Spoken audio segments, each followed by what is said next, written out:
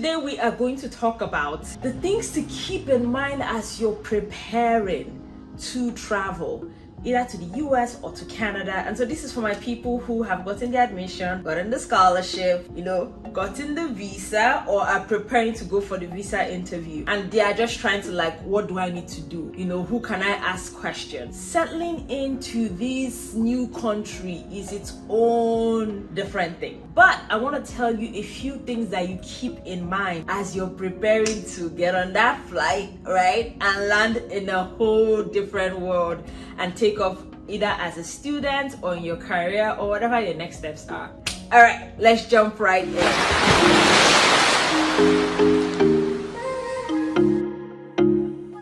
The very first thing to keep in mind as you're preparing to travel is what I call settling in costs. But it's not that simple. Before you start your graduate assistantship or your teaching assistantship or different things, before you get your very first paycheck from the school, if you're a graduate student or if you have some kind of scholarship, you're going to have needs. You're going to have miscellaneous fees that would help you settle it. When you get your visa, please do not go and blow all your life savings, right? Popping drinks, popping teas.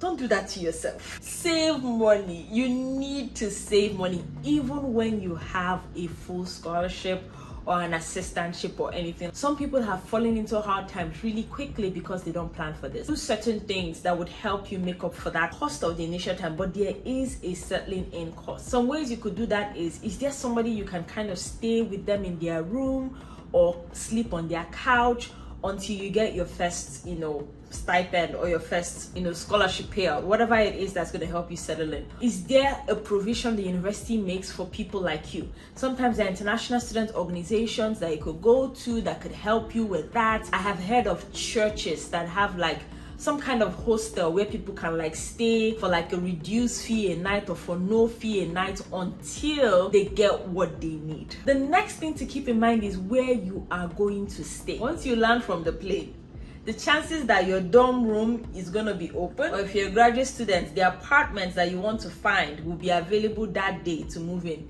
is slim. Sometimes you're coming in too late at night where the people who are in charge of these things are not working. They have gone home. They have families. They have spouses and children or pets. Make plans for where you plan to stay so that you're not stranded. When people come with food to the US, I clap for them. Getting little things that you can start with eating, right? Whether it's, your native spices or some food ingredients. If you're Nigerian, Gari helps, right? At least you know that one is familiar. If you've been eating things that you don't recognize, you don't know how to pronounce, you don't quite know what's going on, something that would help you stabilize. Like I said, this could be a minor stressor if you fall into that category where as long as they say it's not killing people. Another thing to keep in mind is health insurance. Now, I separated this from the settling in cost because a lot of students kind of forget that this is a big deal. This could be as little as 400 or 500 a semester to 2,000, 3,000 sometimes where you're going to. This may or may not be covered by your scholarship or assistantship. And by law,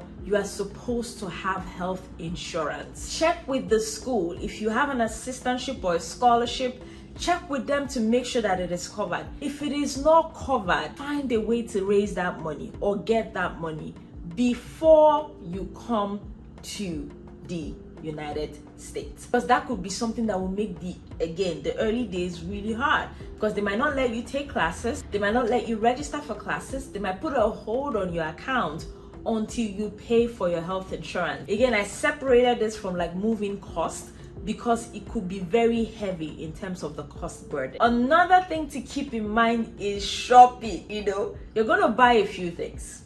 That is true. But depending on how your bank account is set up, if you are very comfortable, you can do a lot of things that you want without worrying too much about it, then maybe this is not something that is super important for you to do, even though whenever you can save money, it's always a good idea to save money, right? But if your bank account is set up a little differently, you want to pay attention to the things you buy and the progression with which you buy them. You do not have to fully furnish your apartment within 1 month of coming to the US. You do not have to buy all the things you need for the semester in month 1. Stagger this purchase. Buy the few things you need, and then when your stipend or your assistantship or whatever money you're getting starts to come in, then you can start to buy other things. Do not put yourself under too much pressure at the beginning of your education, because again, it will make things unnecessarily difficult for you. The next thing to keep in mind is start to think about social organizations you can join before you arrive at this country. If you're a Christian,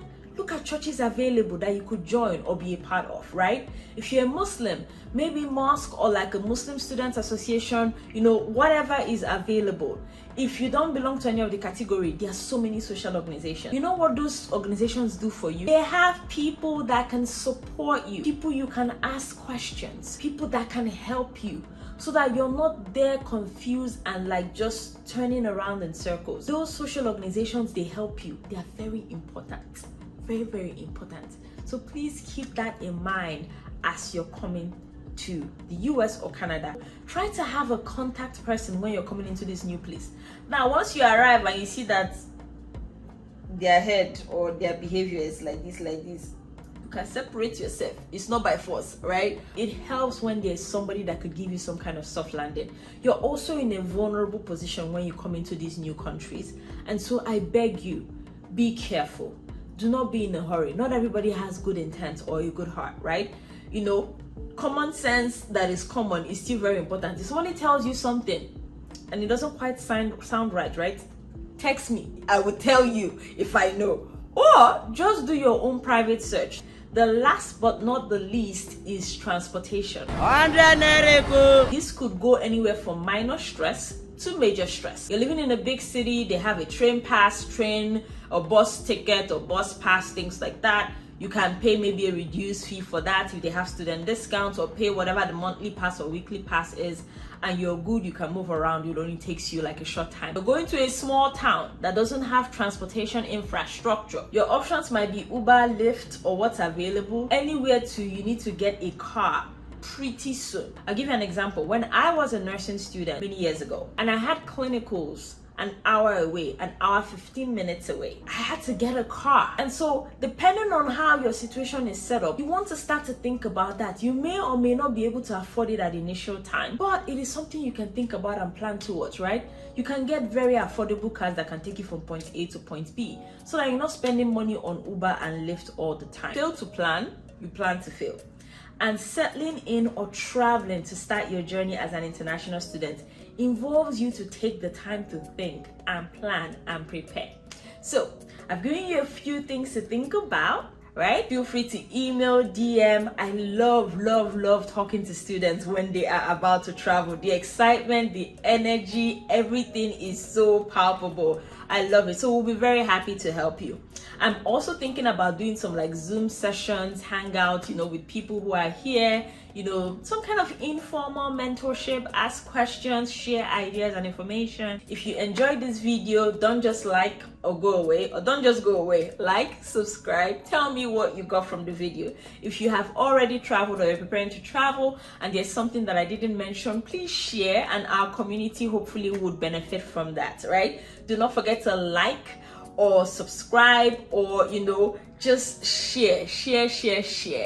Our social media information is currently floating on this video right now, and so please like us and follow us everywhere. And also do not forget to subscribe to our newsletter. I hope you enjoy the rest of your day, and until I see you again, I'm your girl, Winie. All right, talk to you soon.